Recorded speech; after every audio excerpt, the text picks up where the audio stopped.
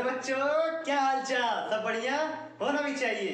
तो अब हम लोग आ गए अपने लास्ट टॉपिक पे जो हम लोग पढ़ रहे थे। कौन सा टॉपिक पढ़ रहे थे? स्पीड और टाइम का। डिस्टेंस और टाइम कवर किए थे, तो स्पीड और टाइम पढ़ लेते हैं।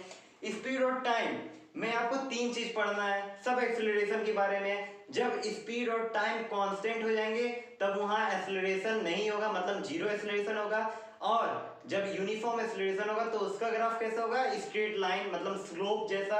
और रिटार्डेशन होगा तो डाउनवर्ड स्लोप आएगा, और अगर एक्सेलरेशन होगा तो अपवर्ड स्लोप जाएगा।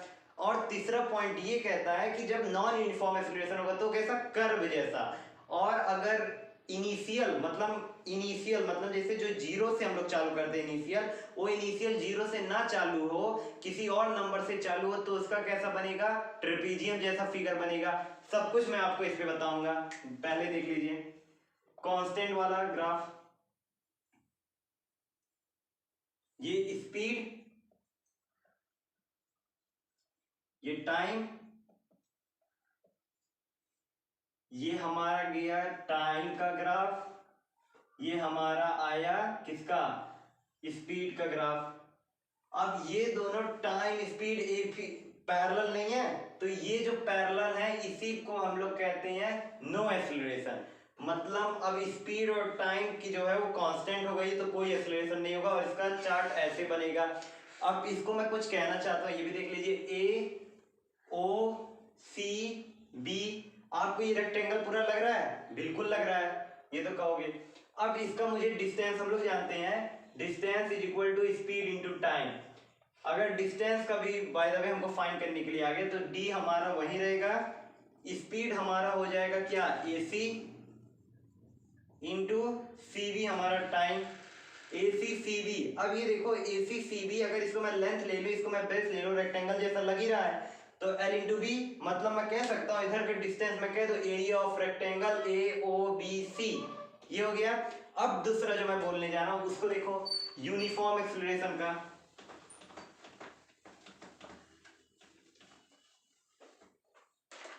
यूनिफॉर्म एक्सेलरेशन, तो यूनिफॉर्म एक्सेलरेशन का भी चार्ट देख लीजिए। ये टाइम, ये स्पीड, और ये हमारा एक्सेलरेशन। जब स्पीड और टाइम, मतलब यूनिफॉर्म एक्सेलरेशन बोला गया है, मतलब velocity increases with equal amount in equal interval of time, then it is uniform acceleration. तब वहां चार्ट हमारा सीधे बनेगा, क्योंकि स्पीड और टाइम साथ में चल रहे हैं, तो ये हमारा स्लोप जो है वो सीधे जाएगा, स्लोप जैसा। तो ये हमारा हो गया यूनिफॉर्म एक्सेलरेशन का। अब इसको एक चीज से भी इसमें डिनोट कर लीजिए, कैसे? और एक ऐसे, इसको ले लीजिए ABCD, ABCD। अभी देखो ये दो ट्रायंगल नहीं बन रहा है, ABD BDC, ये बना नहीं। अब ये देखो, ये जो पूरा बन गया, अब इसका अगर डिस्टेंस कभी फाइंड करने के लिए आ गया, तो यहां से आप डिस्टेंस निकाल लेना। अगर कभी भी इसका एक्सेलरेशन निकालने के लिए आ गया, एक्सेलरेशन आप निकाल लेना BC बाई DC। ये एक्सेलरेशन हो गया इसका, BC बाई DC। अब इसका कभी डिस्टेंस निकालने के लिए आ गया, तो ये देखो ट्रायंगल है, ट्रायंगल का हम लोग एरिया जानते थे कि हाफ बेस इंटू हाइट होता है।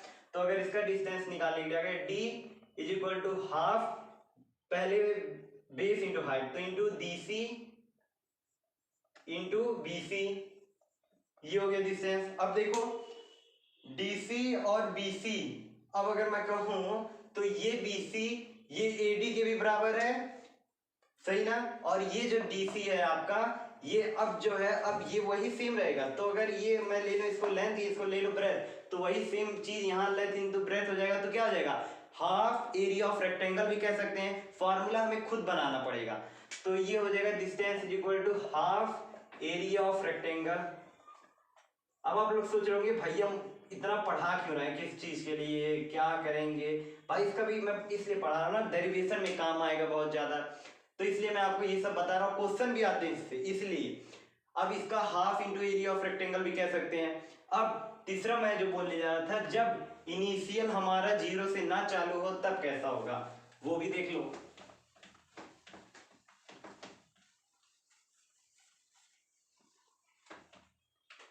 इनिशियल जब जीरो से ना चालू हो तो 3, मैंने जो बोला था ट्रेपेजियम जैसा, ये समझ लो यहां से चालू हुआ,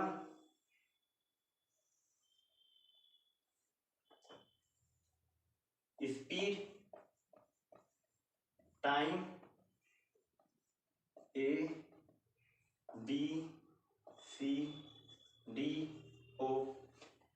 अब देखो ये ट्रेपेजियम जैसे बनाया, क्योंकि इनिशियल यहाँ से चालू होता था पहले, क्योंकि ये जीरो था, अब जीरो से नहीं, अब कोई और नंबर से चालू हो रहा है, लेकिन जीरो छोड़ के, तो जा रहा फाइनल तक। ये हमारा हो गया किसका, इनिशियल, जब इसका जीरो से ना चालू हो तब का चार्ट। अब ये हमारा देख सकते हैं, इसका फार्मूला बनाने के लिए अगर निकालोगे डिस्टेंस के लिए, तो ये ट्रेपेजियम जैसा लग रहा है ना, AOCD ट्रेपेजियम जैसा। ट्रेपेजियम का एरिया निकालने के लिए क्या फार्मूला होता है बच्चों, उसका फार्मूला होता है half into sum of parallel side into height. अब देखो मैं अगर कहूं एरिया ऑफ ट्रेपेजियम इसमें निकालूं, तो half sum of parallel side, AOCD सम है, तो AO plus CD into height, height आपका यही AD हो जाएगा, इंटू हाइट AD। ये आपका हो गया एरिया। अगर कभी ट्रेपेजियम में आपको निकालने के लिए दिया जाए तो आप यही निकालिएगा। अगर ऐसे बोला जाए कि ऐसा कहीं भी देख लिए, इनिशियल यहाँ से नहीं चालू है, तब ये ट्रेपेजियम हो जाएगा।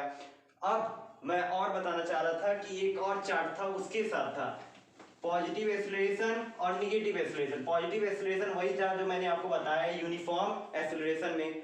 वहां से पॉजिटिव कैसे था, क्योंकि वो स्लोप जो था वो अपवर्ड जा रहा था। अगर कहीं भी स्लोप ऐसे नीचे आए, ऊपर से नीचे आए, तो वो आप कहते थे रिटार्डेशन का ग्राफ था, मतलब निगेटिव एक्सेलरेशन का ग्राफ था। समझ में बात आया। अब लास्ट जो ग्राफ है वो देख लीजिए, नॉन यूनिफॉर्म एक्सेलरेशन का। तो नॉन यूनिफॉर्म एक्सेलरेशन का मतलब वेलोसिटी इंक्रीज करेगी but unequal amount in equal interval of time में। तो ये स्पीड, ये टाइम, और जब बढ़ेगी तो ऐसे कर्व होके जाएगी। तो ये नॉन यूनिफॉर्म एक्सेलरेशन का ग्राफ हो गया। ये मैं इसलिए पढ़ा रहा हूं कि आपको समझ में आए। जहां भी ग्राफ दे दे बच्चों ये ले जाओ, बताओ ये कौन सा ग्राफ है, इस पे क्वेश्चन सॉल्व करो न्यूमेरिकल, तो आपको आना चाहिए, ग्राफ समझना चाहिए। तो इसलिए मैं आपको बता रहा हूं। तो ये पूरा ग्राफ आपका खत्म हो गया। अब मैंने सेकेंड थर्ड वीडियो में आप लोग से बोला था कि हम लोग मैथमेटिकल डेरिवेशन कर रहे हैं, तो अब ग्राफिकल डेरिवेशन करते हैं इसी की मदद से, जितना मैंने पढ़ाया है उससे बाहर नहीं। तो ग्राफिकल डेरिवेशन, ग्राफिकल ग्राफिकल चाचा बहुत डरा है यार। तो ग्राफिकल चाचा को संभालते हैं। ग्राफिकल चाचा क्या है, एक फिगर दिमाग में बैठा लोगे ना तो ग्राफिकल का क्वेश्चन सब खत्म। कैसे फिगर, ये इतना तो दिमाग में बैठा हो, ये स्पीड है भैया और ये भैया टाइम है, इनसे हमको तैरना नहीं है। टाइम को मैं ले भी सकता हूँ T, ठीक है। अब वही सेम चीज जो मैं बोलने जा रहा हूँ, ये भैया को मैं इनिशियल से ले जाऊंगा नहीं, और ऊपर से इनिशियल से क्यों नहीं ले जाऊंगा, क्योंकि इनिशियल इनका जीरो नहीं है, तो मैं कोई और नंबर से लूंगा और इनको मैं यहाँ मीट कराऊंगा, ठीक है। ये हो गया। अब इनको मैं ज्वाइन करा लूंगा इधर से, ठीक है, हो गया। अब ये मैं यहाँ से ऐसे ड्रॉ कर ले रहा हूँ ये। अब ये जो इतना बचा है ना, इसको मैं ले लेता हूँ U। तो अगर ये पूरा B में ले लेता हूँ इसको B, लेकिन याद रखना ये भी अंदर वाला क्या हो जाएगा, U हो जाएगा। ये B, ये U, ये भी U, और ये आपका टाइम T। बात समझ में आया। और इसको नाम ले लो कुछ भी, A B C D E, और इसका ले लो O, ठीक है। अब ये फिगर एकदम अच्छे से बैठा लो दिमाग में, एकदम अच्छे से। अब इससे मैं क्वेश्चन जो सॉल्व करूंगा वो मैं आपको बता रहा हूं कैसे। पहला इक्वेशन हम लोग ने पढ़ा था मैथमेटिकल में सॉल्व करते वक्त, क्या B equal to you plus AT पढ़े थे एकदम मालूम है, B equal to you plus AT पढ़े थे। अब इसको कैसे इससे लाएंगे ये मुझे बता दो, बताऊंगा, वो भी बताऊंगा। ये जो DC है ये CD लो, ये CD पूरा क्या है, B है, तो CD को ब्रेक करोगे कैसे होगा, CE प्लस ED, तो CE प्लस ED। बात समझ में आ रही ना। तो CD हमारा क्या है, पूरा B है, और CE क्या है मुझे नहीं मालूम, तो CE मैं ऐसे रहने दूंगा, प्लस ED क्या है, ED U, अगर OA U था तो ED भी U हो जाएगा, U हो गया। अब CE कहां से लाए भैया, बड़ी बात तो ये है भाई, CE देखो ये ऐसे गया है ना, तो इसका वो फाइन कर लो ना, ये ट्रायंगल नहीं बना रहा COE, तो एक्सेलरेशन फाइन करो। एक्सेलरेशन फाइन करोगे तो क्या होगा एक्सेलरेशन में, तो एक्सेलरेशन अगर मैं फाइन करूंगा तो ए देखो यहाँ पे मैं बता दे रहा हूं आपको, acceleration a is equal to c speed, ये वेलोसिटी जो भी लो, चेंज इन वेलोसिटी सी का हो गया, सी अपॉन टाइम, मैंने बताया था change in velocity upon time. Time क्या है आपका, टाइम क्या है आपका ओई ले लो, ओई को अगर टाइम, अगर देखो ओडी जो है ना इसी के बराबर ऊपर वाला भी है, तो ये भी टी हो जाएगा, तो ओई लेते हो तो ओई ले लो। अब देखो A is equal to CE upon OE पूरा क्या है टी है, तो टी और सी क्रॉस मल्टीप्लिकेशन कर लो इज इक्वल टू 80। अब ऊपर 80 पुट कर लो, B is equal to 80 plus U, और इसको रीअरेंज कर लो, B is equal to you plus 80, और ये सर पूरा प्रूव हो गया, प्रूव्ड, ये पूरा प्रूव्ड हो गया। किसके ग्राफ पे हुआ, इसी ग्राफ को आपको समझना है, ये मैंने पहला वाला प्रूव कर दिया। अब दूसरा भी मैं बताता हूं,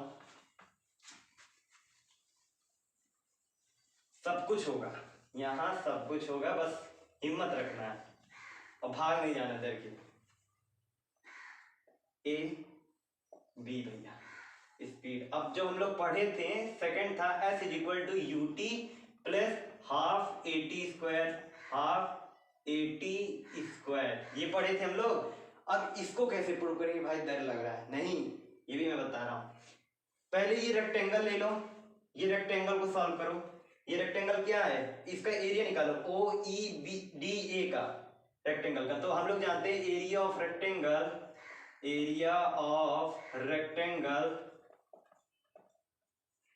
कौन सा rectangle, O E D A, इसका एरिया निकालो इक्वल डाल के, तो क्या आएगा, लेंथ इंटू ब्रेथ होता है, तो ये यू, तो ये टी, मतलब O A into A D, O A into A D, तो अब ओ ए क्या है, यू है, यू इंटू टी, तो क्या हो गया यू टी, भाई एक तो आ गया यू टी, मतलब एक रेक्टेंगल अब मिल गया। अब ये कहां से हाफ ए टी स्क्वायर लाए, ये भी बता रहा हूं, ये ट्रायंगल देखो सी ओ ई, अब इतना मैंने अगर फाइंड किया, तो अब यहां से दूसरा डालो, एरिया ऑफ ट्रायंगल ओ सी ई लो, ये सी ओ ई, चलो सी ओ ई, एरिया ऑफ ट्रायंगल सी ओ ई, और कैसे, यही half into base into height वाला डालना है। अब बेस इंटू हाइट यहीं से निकालना है, तो ऊपर वाला मैं इरेज कर रहा हूं आपको,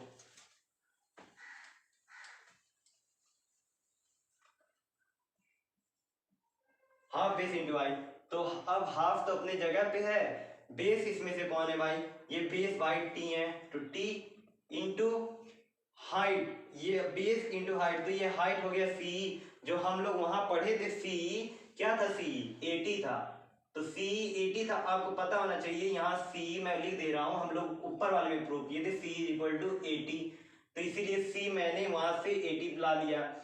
अब सी अब इज इक्वल टू कर लीजिए, हाफ टी का इंटू 80 से होगा, तो इंटू 80 स्क्वायर हो गया, अब इसको आप ले लीजिए साथ में, तो हाफ 80 स्क्वायर हो गया, अब आ गया साथ में, अब दोनों को रख लीजिए साथ में, साथ में, यूटी पहले प्रूव किया था प्लस हाफ 80 स्क्वायर आ गया प्रूव, ये भी प्रूव हो गया, कोई दिक्कत नहीं होनी भी चाहिए। अब लास्ट वाला जो डेरिवेशन है उसको भी बता देता हूँ इसी फिगर की मदद से, और कहूं से नहीं, ठीक है, दूसरा मैंने किया, अब लास्ट वाला भी बता दूं आप लोग को।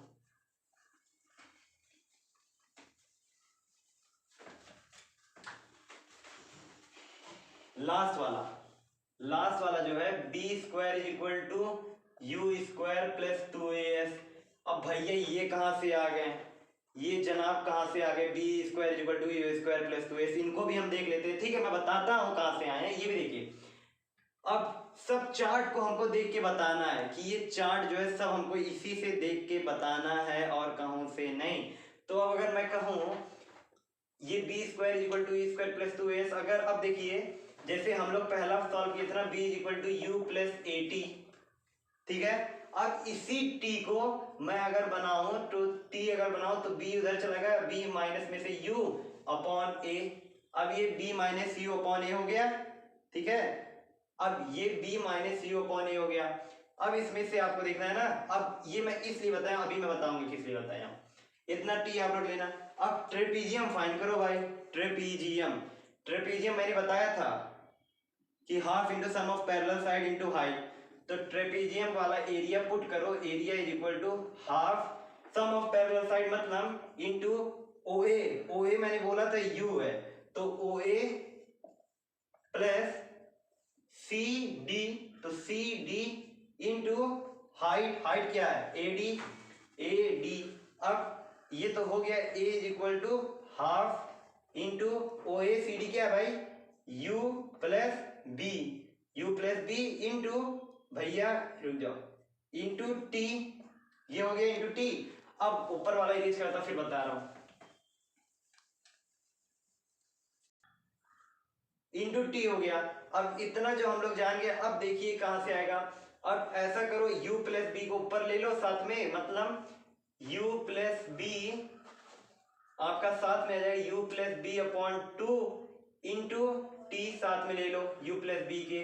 अब ये u प्लस बी तो अपने साथ ब्रैकेट में, अब ये t कहां से लाया, मैंने बोला था t कहां से आएगा, t साथ में आएगा। t जो है वो ले लो u minus b upon a, जो मैंने बोला था आपसे u माइनस बी अपॉन ए।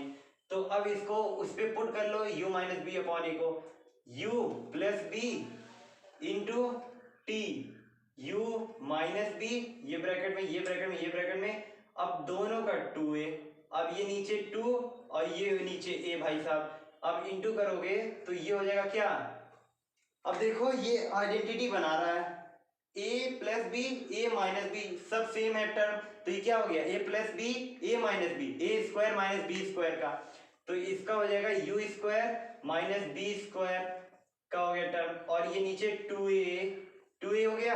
अब आखिरी स्टेप ये है जो हम लोग फाइंड कर रहे थे, s इज इक्वल डाल के, ये पूरा डाल दो, s is equal to u square. इसको मैं छोड़ दिया था, क्यों, क्योंकि मैं सॉल्व कर रहा था, इतना जगह नहीं था, लेकिन आप साथ में लेके चलते रहे ना, u square minus b square upon 2a, cross multiplication कराओ, 2as is equal to u square minus b square.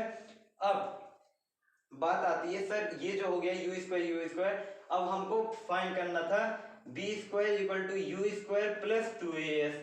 अब इसको कैसे करेंगे, ये भी बात है। अब इसको बाबू अरेंज कर लेना, अब कैसे सर अरेंज करेंगे ये भी बता दीजिए।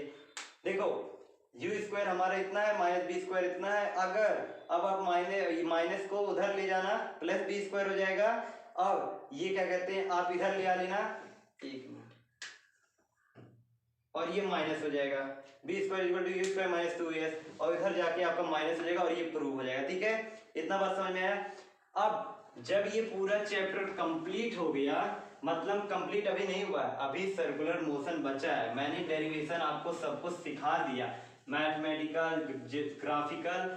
अब कुछ सर्कुलर का भी कहानी सुन लो, सर्कुलर की कहानी छोटी सी उसकी भी है, उसको भी सुन लो। कैसी कहानी है, सर्कुलर मोशन किसे कहते हैं, जब कोई भी चीज सर्कुलर पाथ में चले तब वो सर्कुलर मोशन कहलाती है। क्या चलती है, सर्कुलर पाथ में चले।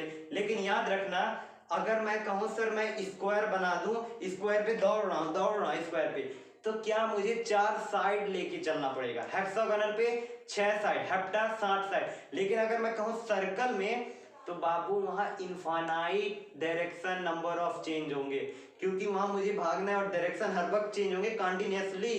तो जो सर्कुलर पाथ में डायरेक्शन चेंज हो कंटिन्यूअसली, तो हमारा सर्कुलर मोशन कहा जाता है।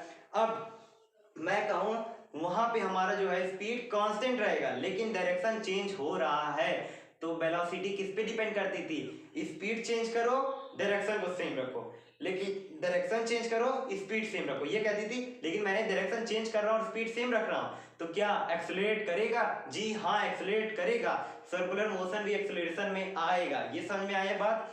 अब मैं कहूं कि किसी भी चीज को आपको लेके, मतलब कोई भी ऑब्जेक्ट को सर्कुलर मोशन में दौड़ाना है, तो फोर्स की जरूरत पड़ेगी। किस फोर्स की जरूरत पड़ेगी, पुल फोर्स की जरूरत पड़ेगी। अब मैं एक लड़की को लेके भाग रहा हूं सर्कुलर पाथ पे, एक थ्रेड को लेके भाग रहा, अरे लड़की भाग रहा लेके नहीं भाग रहा भाई, थोड़ा एग्जांपल दे रहा हूं, तो एक लड़की को लेके भाग रहा हूं सर्कुलर पाथ में, तो क्या मुझे फोर्स की जरूरत पड़ेगी, क्यों, हाँ भाई पड़ेगी, पुल की। तो वो पुल जो फोर्स मैं लगा रहा हूँ इसी को सेंटीपेटल फोर्स भी कहते हैं। मतलब किसी भी ऑब्जेक्ट को सर्कुलर मोशन में चलाने के लिए जो फोर्स मुझे अप्लाई करना पड़ रहा है पुल के सहारे, वो सेंटीपेटल फोर्स हो गया। ये बात क्लियर हुआ। अब वो चाहे कोई भी फोर्स हो, जैसे हमारा जो क्या आर्टिफिशियल सैटेलाइट है ये हमारे अर्थ का चक्कर काटता है, तो अर्थ कैसे ग्रेविटी उसको मतलब खींच के रख रही है ना, तो ये ग्रेविटी क्या हो गया, सेंटीपेटल फोर्स हो गया। अब यही जो मून है वो भी अर्थ का चक्कर काटता है, तो किसकी ग्रेविटी सारे अर्थ के सारे ही तो काट रहा है, सेंटीपेटल फोर्स, ये हो गया।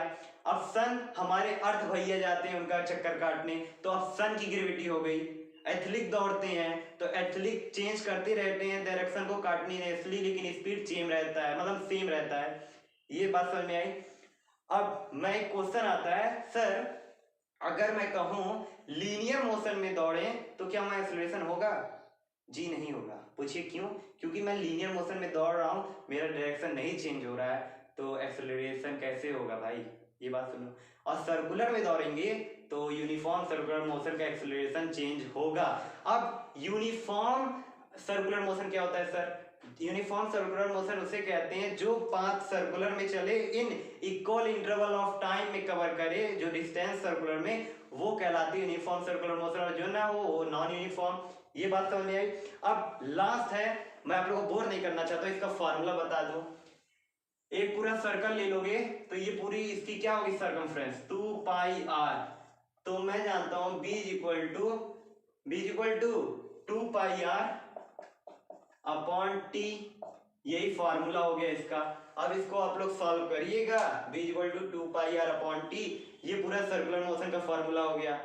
अब आई होप ये पूरा चैप्टर खत्म हुआ, मतलब मोशन पूरा खत्म। अब मुझे कौन सी वीडियो लानी है वो मुझे कम्युनिटी टैब में आप लोग बताइए बोर्ड देके, और मैं आगे आप लोगों के लिए मदद करूं। हाँ बच्चों लोग, मैं आता हूं अपना समय निकाल के आप लोगों को पढ़ाने के लिए। ये नहीं कि मैं मतरगस्ती करने आया, ये नहीं कि मैं कुछ करने आया, मैं अपनी लोगों के लिए आया हूं, आप लोगों के लिए, कि आप लोग दिक्कत मत झेलो, कॉन्फिडेंस डेवलप करके आता हूँ आप ही लोगों के लिए। तो क्या आप लोग मेरे लिए इतना नहीं कर सकते हो कि मेरे लिए आप लोग आधा घंटा निकालो, मुझको देखो और शेयर करो, मैं आगे बढ़ूं, आप ही लोगों से अटैच रहूं, आप लोगों का प्रॉब्लम झेलूं? ये सब आप नहीं सोचते हो? सोचो भाई, सोचोगे तभी कुछ करोगे। ठीक है, बाय बाय, सी यू।